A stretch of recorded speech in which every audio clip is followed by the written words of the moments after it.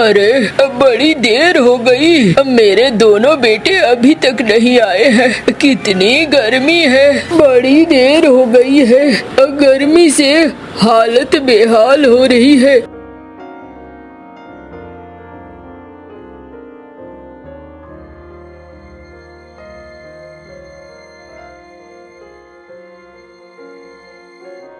अरे मंटू, पूरे रास्ते तो तू ही ये गठरी ढोता रहा है।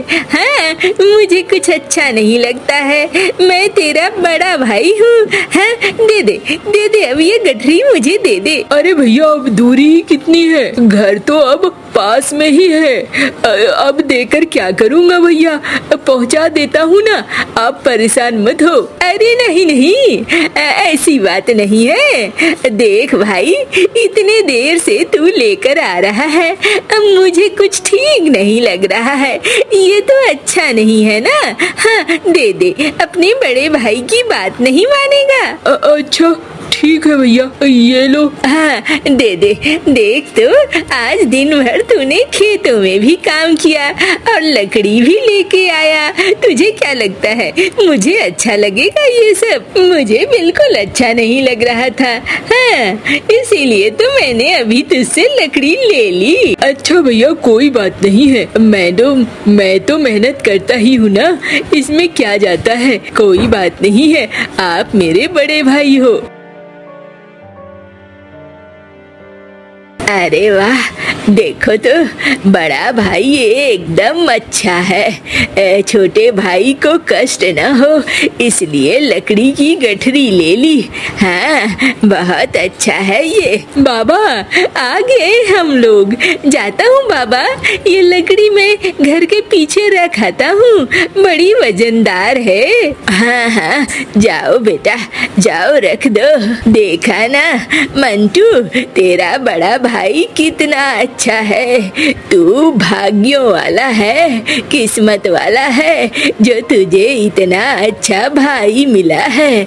हाँ, लेकिन बाबा वो देख, कष्ट ना हो तुझे, इसलिए गठरी लेकर खुद से आया है। अब तू सोच सकता है वो तुझे कितना पसंद करता है ना? तेरी किस्मत बहुत अच्छी है बेटा। हाँ, जो इतना अच्छा बड़ा भाई मिला है तुझे। लेकिन बाबा, जाओ जाओ, जल्दी से खाना निकालो। हाँ, बड़े भाई का भी खाना निकालना अच्छे से, ठीक है ना? ठीक है बाबा, जा रहा हूँ मैं।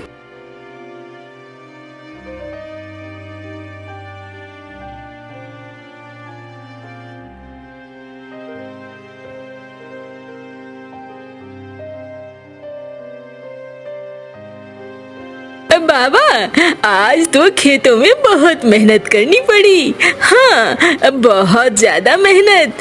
क्या करना है, खेत तो अपना ही है ना बाबा। हाँ हाँ, तू बहुत अच्छा है। तेरे जैसा बेटा पाके तो मैं धन्य हो गया। मुझे पता है तू इतना अच्छा है, बहुत अच्छा है तू। अरे मंटू, तू खेत की तरफ बढ़, मैं थोड़ा आता हूँ। काका की चाय पीकर, झुमरू काका के हाथों की चाय पीता हूँ तो फिर दिन भर मन अच्छा लगता है। हाँ भैया, जाओ तुम, मैं जाता हूँ खेतों में।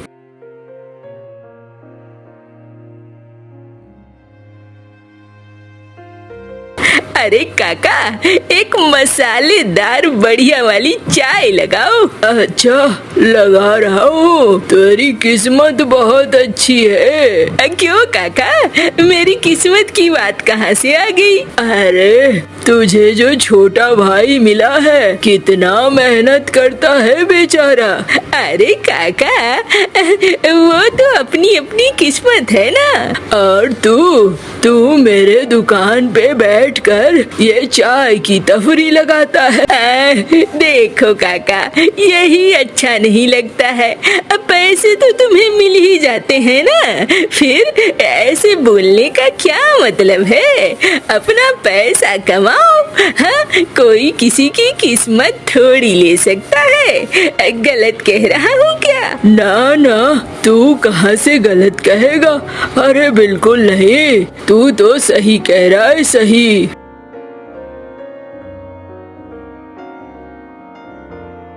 भैया, ओ भैया, भैया, भैया। अरे क्या हो गया, क्यों चीख रहा है? भैया देखो ना, बाबा कैसे कर रहे हैं। बाबा बाबा। अरे क्या हो गया, ठीक से बोल।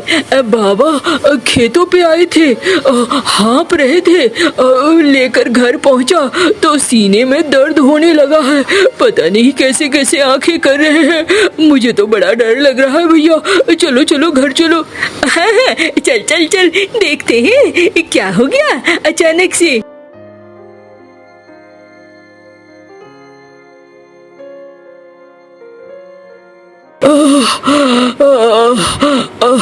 मुझे अब लगता है अब ज्यादा वक्त नहीं है मेरे पास। देखो, मैं तो कुछ वसीयत बना नहीं पाया, लेकिन देखो चिंटू, मनु तुम्हारा बड़ा भाई है। जितना भी मैंने संपत्ति छोड़ा है ना, तुम दोनों आपस में बराबर बराबर बांट लेना। चिंटू, मंटू छोटा है, थोड़ा ध्यान रखना। बाबा, मुझे ये सब बातें अच्छा नहीं लग रहा है, अच्छी नहीं लग रही है। आप जिंदा रहो ना, वही बहुत है। आप हमारे साथ रहोगे तो सब कुछ ठीक होगा। अरे जिसे जाना है वो तो जाएगा ही ना। हाँ देखना चिंटू, ध्यान रखना मंटू का। हाँ बाबा, मैं ध्यान रखूंगा, आप परेशान मत हो।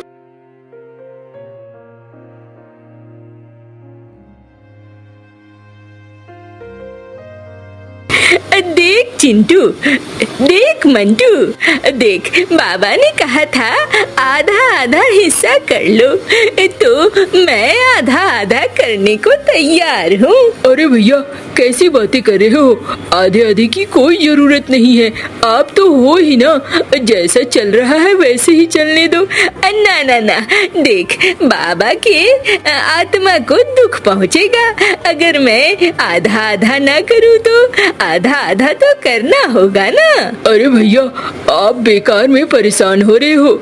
ना भाई ना, देख मैं ये बोझा लेके नहीं रह सकता हूँ, आधा आधा तो करना ही होगा। देख ये है घर, अब इस घर में घर के अंदर वाला हिस्सा मेरा और घर के बाहर वाला तेरा हुआ, ठीक है ना।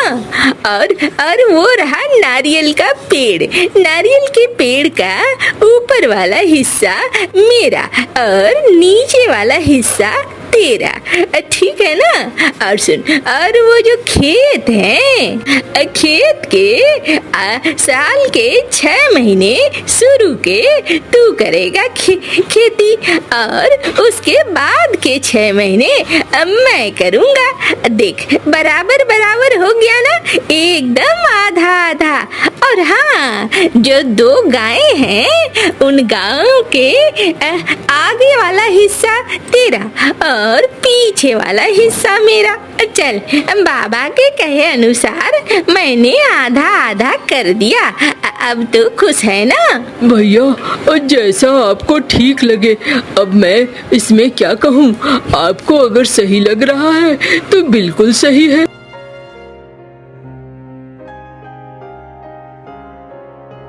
जा भाई, साल का शुरुआती महीना है, खेतों पे काम तुम्हारा है, जाओ जाके खेतों पे काम कर लो। और सुनो, जाते समय गायों को चारा भी दे देना, आगे वाला हिस्सा तुम्हारा जो है। हाँ भैया मैं दे दूंगा।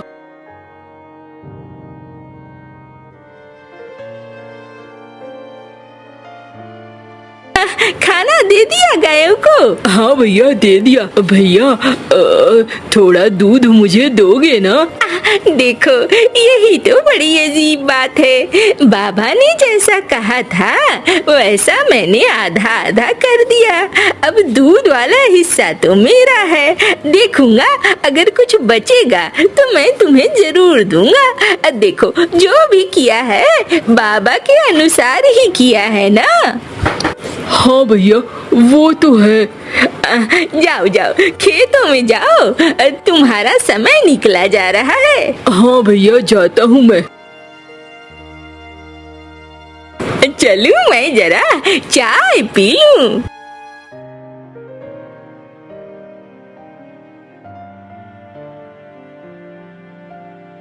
अरे चिंटू, अभी तो खेती बाड़ी का समय है और तू मेरे दुकान में चाय पी रहा है, क्या बात है? खेती नहीं करनी है क्या? अरे काका अभी तो छोटे का समय है। मतलब? देखो काका, बाबा ने मरते वक्त कहा था सब आधा आधा बांट लो, तो आधा आधा बट गया है। अच्छा कैसे कैसे बटा है जरा बताना मुझे।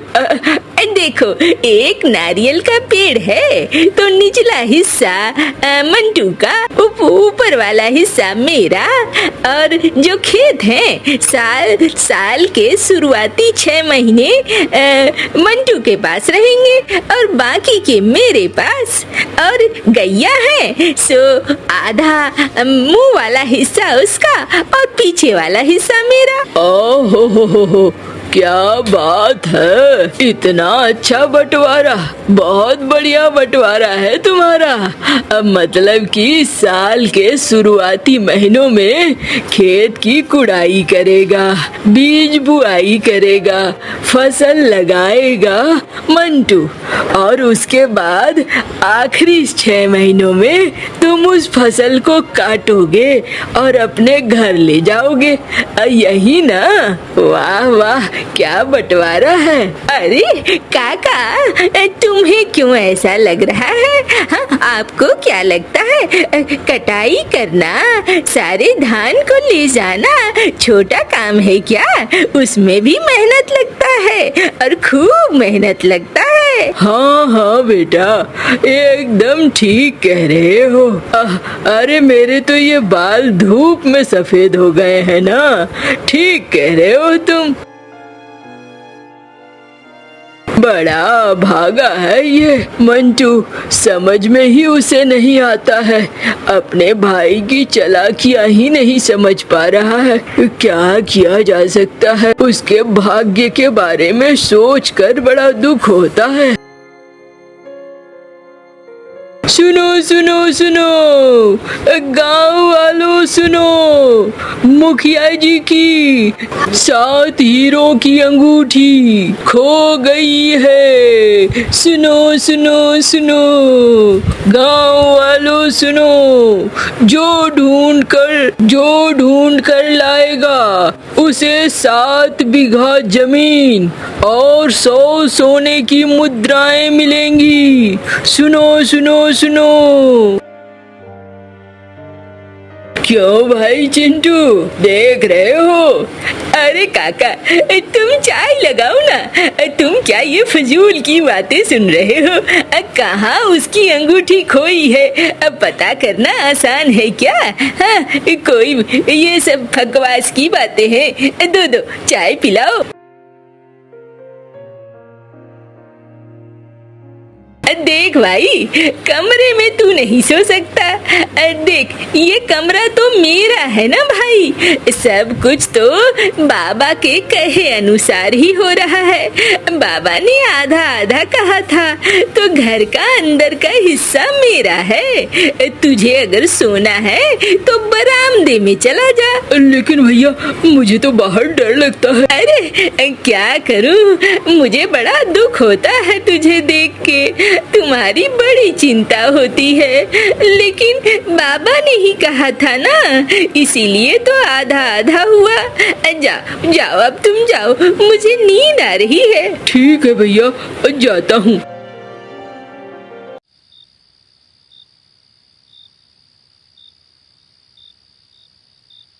काश वो हीरे की अंगूठी मुझे मिल जाती तो मेरे कष्ट दूर हो जाते। मंटू, ओ मंटू, अरे बाबा, तुम जिंदा हो? अरे नहीं, मैं जिंदा नहीं हूँ, लेकिन मैं तेरी मदद के लिए आया हूँ।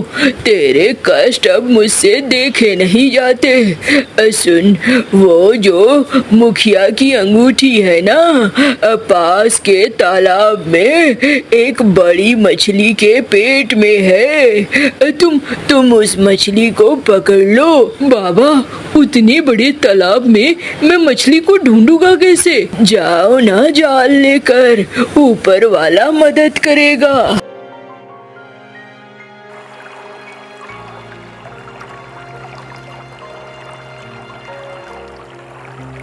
अरे कुछ भी नहीं मिला। अरे यहाँ भी कुछ नहीं है। अरे लगता है कुछ फंसा है।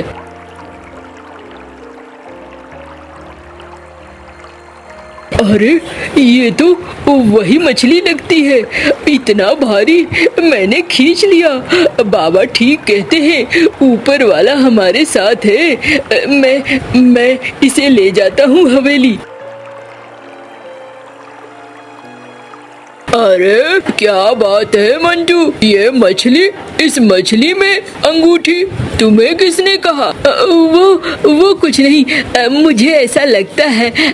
आप इस मछली को काटो ना, अगर अंगूठी निकल गई तो ठीक है, और नहीं निकली तो मछली खा लेना। अच्छा चलो ठीक है, अगर ऐसा है तो ऐसा ही सही। अरे कोई है? अरे कोई है? ले जाओ, इसे काटो।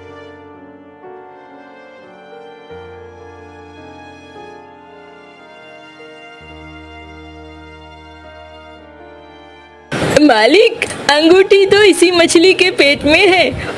अरे दिखाओ दिखाओ, ये मेरी पुश्तैनी अंगूठी है। हाँ चलो, मुझे मिल गई। मुझे तो लग रहा था पता नहीं मुझे मिलेगी कि नहीं, लेकिन मेरा पुरस्कार, अरे बिल्कुल मिलेगा, तुम्हारा इनाम मिलेगा। जल्दी ही तुम्हारा सारा इनाम मिल जाएगा, परेशान मत हो।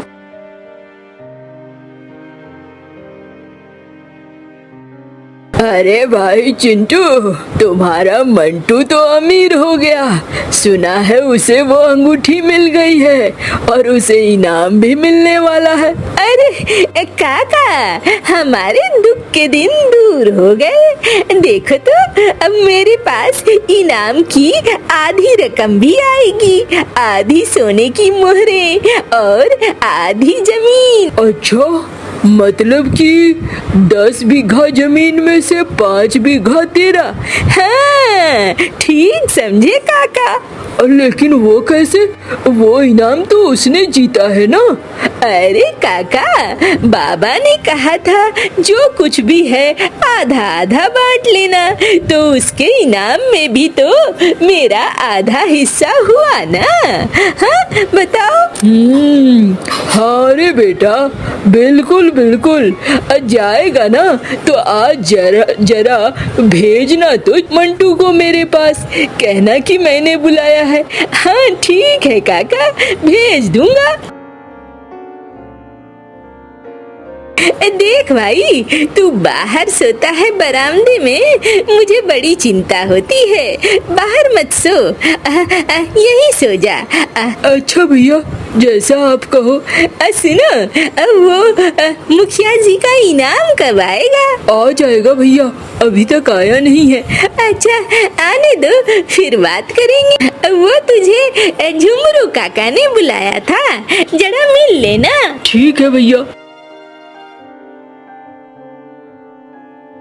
काका आपने बुलाया था? अरे तेरा बाप मेरा दोस्त था, तू इतना बेवकूफ है, तुझे समझाना पड़ रहा है मुझे। मेरी बात सुन।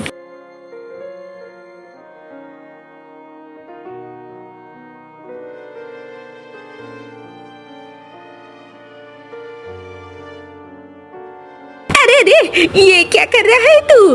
बाहर आग क्यों लगा रहा है? भैया बाहर का हिस्सा तो मेरा है ना, घर के अंदर का हिस्सा तुम्हारा है, तो मैं आग लगा रहा हूँ। अरे मुझे मारेगा क्या? हाँ, मैं जल जाऊंगा, ये घर भी जल जाएगा। अरे भैया, तुम्ही ने तो इस तरीके का फैसला किया है आधा आधा, तो मैं अपने आधे हिस्से में जो चाहूँ वो करूँ। अरे समझ गया भाई, मैं अब तुझे सचमुच में ठीक ठीक हिस्सा दे दूंगा। तुम्हारे इनाम में से भी मुझे कुछ नहीं चाहिए, माफ कर दो भाई। देखो भैया, अब एकदम ईमानदारी से हिस्सा हिस्सा कर देना, वरना। अरे नहीं नहीं, समझ गया हूँ मैं, अब मैं कर दूंगा हिस्सा हिस्सा। और फिर वो दोनों अब पंचायत में चले जाते हैं और बराबर बराबर का हिस्सा हो जाता। मम्मा, मैं कबूतर चाचा के बाग से आम खाने जा रहा हूँ। जग्गू बेटा, कुक्कू को भी साथ ले जाओ, और अगर पकड़े गए तो कुक्कू का नाम लगा देना कि कुक्कू तुम्हें कबूतर चाचा के बाग में लेकर गया था। शरारती जग्गू कौवा सीधा कुक्कू के घर जाता है। आंटी आंटी, मैं कुक्कू को साथ ले जाऊं? पहले बताओ तुम कहाँ जा रहे हो? आंटी, हम झरने पर फूल देखने जा रहे हैं। मैं भी फूल देखूंगा मम्मा, मुझे भी जाना है। ठीक है, तुम चले जाओ, मगर कोई शरारत नहीं करनी, और जग्गू कोई चीज चुरा कर मत खाना। फिर कुक्कू अपने शरारती दोस्त जग्गू कौवे के साथ घर से निकलता है। जग्गू कुक्कू को साथ लेकर कबूतर चाचा के आमों के बाग में पहुंच जाता है। जग्गू, तुमने तो। आहिस्ता बोलो, वो सामने कबूतर चाचा सो रहा है। तुमने कहा था कि हम झरने पर जा रहे हैं। झूठ बोला था मैंने, हम यहाँ पके हुए आम खाने आए हैं। ऐसे कहते हुए जग्गू पेड़ के ऊपर बैठ जाता है और पके पके आम खाने लगता है। जग्गू को देखकर कुक्कू को भी दिल करता है, वो भी आम खाने लगता है। कबूतर चाचा एक पेड़ के नीचे छांव में सोया हुआ था।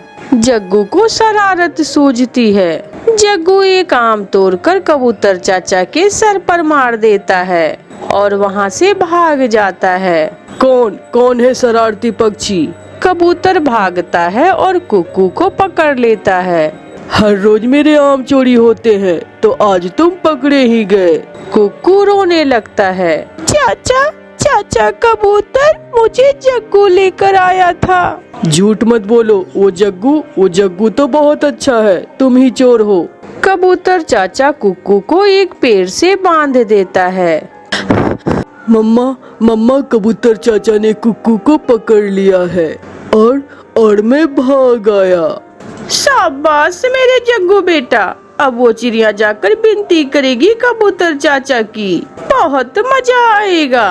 गोरी कौवी उड़ती है और चिड़िया के पास जाती है। चिड़िया, तेरा बेटा चोरी करते हुए पकड़ा गया है, कबूतर ने पेड़ से बांध रखा है उसे। ये सुनकर चिड़िया की तो जान ही निकल जाती है। क्या मेरा कुक्कू चोरी नहीं कर सकता है? तुम्हें कोई गलतफहमी हुई है। जाओ जाकर खुद देख लो। चिड़िया घर से निकलती है। कबूतर चाचा, मेरे बेटे ने क्या किया है? आपने मेरे बेटे को क्यों बांध रखा है? अपनी मम्मा को देखकर कुक्कू बहुत शर्मिंदा होता है। तुम्हारा बेटा मैंने रंगे हाथों पकड़ा है, मेरे आम तोड़ रहा था चोरी। कुक्कू बेटा, क्या ये सच है? मम्मा, वो जग्गू मुझे छड़ने के बहाने यहाँ ले आया था, वो बहुत बुरा है, मुझे फंसाकर खुद भाग गया। चिड़िया, आज मैं इसे छोड़ रहा हूँ, अगर दोबारा मेरे बाग में आया तो मैं बहुत मारूंगा।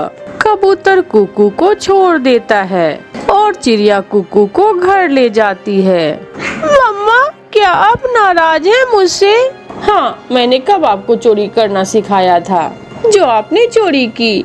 मम्मा, मुझे जग्गू ले गया था, मैं सच कह रहा हूँ। उसके मम्मा और पापा शुरू से ही चोरियाँ करते हैं, मगर मैंने हमेशा मेहनत की है। मम्मा, मैं वादा करता हूँ मैं दोबारा जग्गू से कभी बात नहीं करूँगा। फिर कुछ दिन गुजर जाते हैं। एक दिन जग्गू कुक्कू के पास आता है। कुक्कू, मैं दूसरे जंगल मेला देखने जा रहा हूँ। तुम भी मेरे साथ चलो। तुम यहाँ से जाओ, मैं नहीं जाऊंगा तुम्हारे साथ। मैं तुमसे बात नहीं करूँगा। मैं मेला देखूंगा, जलेबी खाऊंगा। जग्गू कौवा वहाँ से चला जाता है। जग्गू मेला देखने चला जाता है। जग्गू कौवा बड़े झूले पर बैठता है। फिर जग्गू घोड़े पर बैठकर झूला लेता है। माही चील मिठाई बेच रही थी। जग्गू कौवे के पास पैसे खत्म हो जाते हैं। उसे तो चोरी करने की आदत थी। वो आहिस्ता आहिस्ता जाकर चील की मिठाई की दुकान के पास जाकर बैठ जाता है और चुपके से चील के 2 लड्डू चुरा लेता है। थोड़ी दूर जाकर जग्गू वो लड्डू खा लेता है। ये लड्डू तो बहुत स्वादिष्ट है। मैं 2 लड्डू मम्मा के लिए भी चुरा कर ले जाता हूँ। जग्गू फिर से जाता है और 2 लड्डू चुरा लेता है, मगर इस बार चील उसे देख लेती है। रुको रुको, चोर कहीं के, चोरी करते हो और वो भी चील की दुकान से। चील जग्गू को पकड़कर अपने साथ अपने घर ले जाती है और उसकी खूब पिटाई करती है। जब गोरी को पता चलता है तो गोरी भागी भागी चिड़िया के पास जाती है। चिड़िया चिड़िया मेरी मदद करो, चील ने मेरे बेटे को पकड़ लिया है। वो चील की मिठाई चोरी कर रहा था, चील ने उसे पकड़ लिया। गोरी, अगर तुमने पहले दिन अपने बेटे को चोरी करने से रोका होता तो आज ये सब ना होता।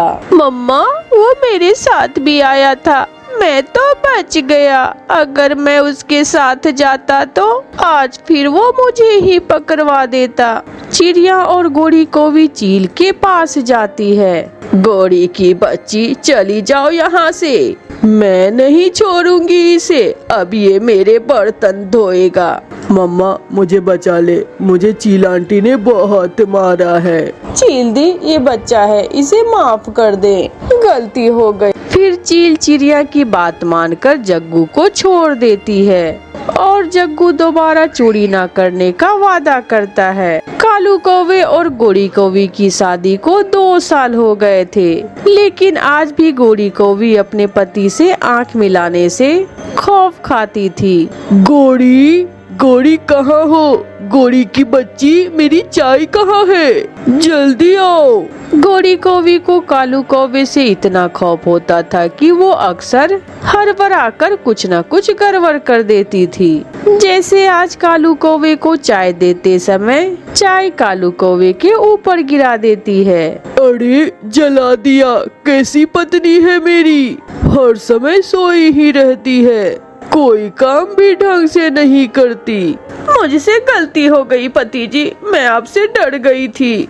तो फिर गलती की सजा भी तुझे जरूर मिलेगी। कालू कौवा पास पड़ी छड़ी उठाकर गोरी कौवी को मारना शुरू कर देता है।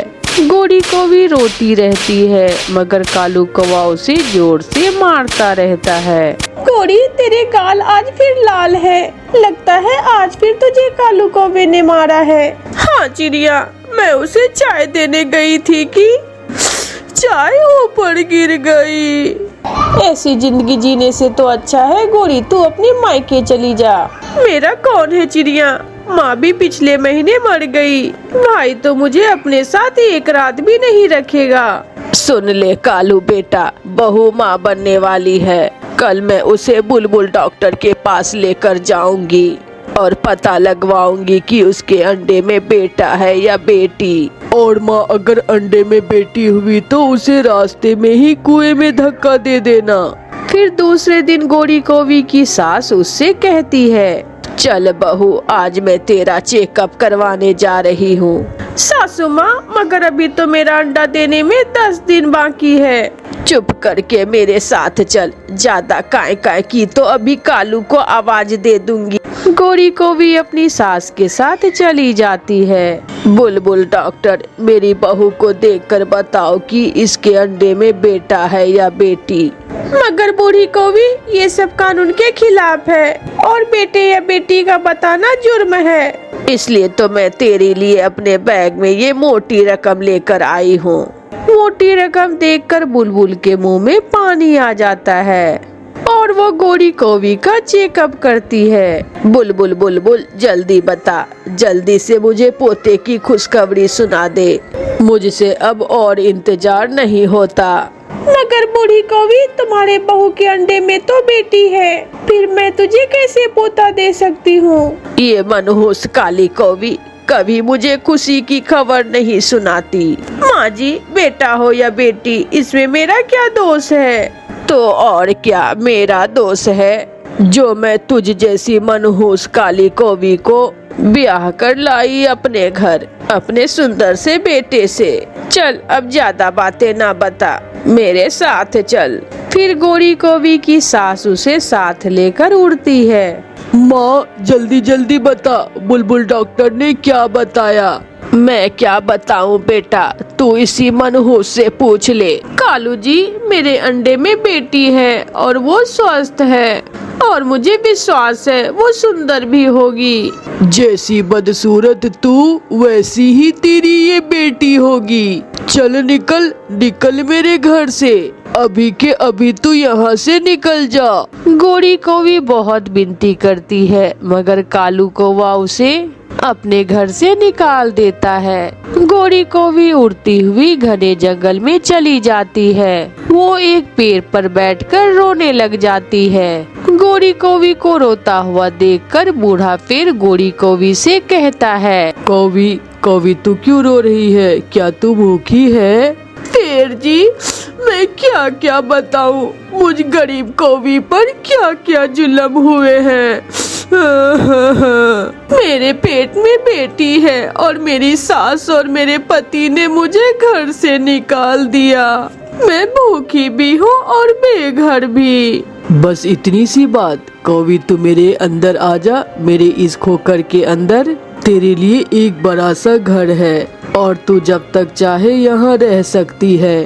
तुझे खाना भी मिलेगा और पानी भी। फिर गोरी कौवी खुशी खुशी उस बड़े पेड़ की खोखर में चली जाती है। फिर गोरी कौवी को ढेर सारे फल खाने को देता है। दिन गुजरते गए और फिर गोरी कौवी एक दिन एक सुंदर सा अंडा देती है, जिस अंडे से कुछ ही दिनों बाद एक सुंदर सी बेटी निकलती है। कालू कौवा और उसकी माँ गोरी कौवी को घर से निकालकर बहुत खुश थे।